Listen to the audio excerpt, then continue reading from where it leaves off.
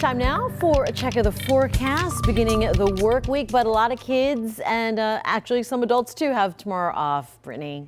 Yes, Jane, they do. And actually, they can catch a nice little atmospheric optic tomorrow morning. Now, anytime we have high clouds lingering around, we see these halos around the sun and the moon. That's, of course, sent to us by Jonathan Dorton there from Harrisburg earlier today. So thanks, Jonathan, if you're watching, for sending this photo our way. And essentially what happens is when you have those tiny little ice crystals high up in the atmosphere with the high clouds, the light, of course, enters the sun, really, or the moonlight, that is, enters and eventually gets refracted. And that's what causes that 22-degree halo around the sun. It's a similar thing to where you might oftentimes hear me say sunrises and sunsets are so nice when the high clouds are around, because the sunlight kind of jumps off like a prism across all of those tiny little ice crystals that make up the cloud. So it's a really cool atmospheric optic. You will have another opportunity to see it out there tomorrow morning. That is, if you want to brave the cold. It's going to be a chilly night across the area. In fact, look at Blowing Rock downtown. It's nice and calm. Probably folks are inside snuggling up because of the fact that it's so chilly. Temperature already at 30 with a feels like temp of 22.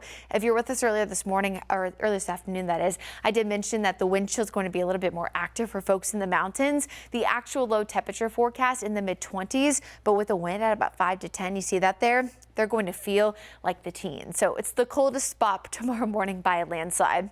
Mid to upper 20s for most of the foothills, lesser wind factor, so not much of a wind chill. And then it's going to be even nicer, at least with the calmer winds, for most of the Piedmont. We'll be in the upper 20s to lower 30s in the Charlotte metro, and it will actually feel that way with a very, very light wind. That'll be the same song and dance there down toward the Sandhills. So everybody is chilly. It's just the coldest spots are certainly up toward Ashwaubenon and Avery County.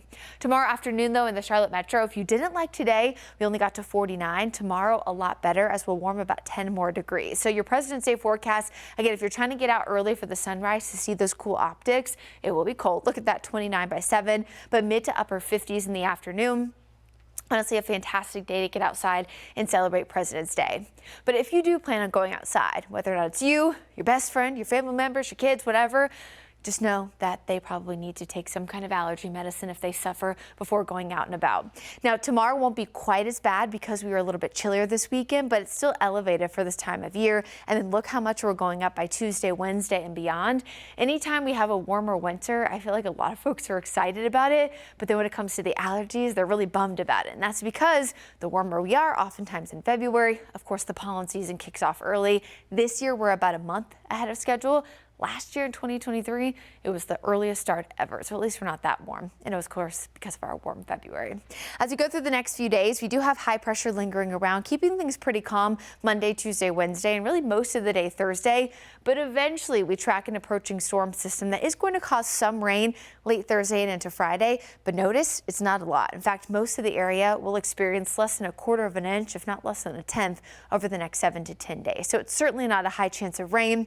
Thursday night, that is, into Friday, some scattered showers with the storm system passing by. And this storm system is going to do really what a lot of them have done as of late. We get a little bit cooler once they're out of here, and then temperatures eventually warm up. You'll see this reflected in the Guy Roofing 7-day forecast. We're on that step ladder up. There's the rain Thursday, Friday, a little bit cooler heading toward next weekend. But look at the last few days of February, Jane. We're talking highs likely in the low to mid 70s with lows in the 40s, which is about 10 to 15 degrees warmer than average for this time of year. So those last few days of February look pretty warm for those folks that are really excited about that early spring. I'm one of them.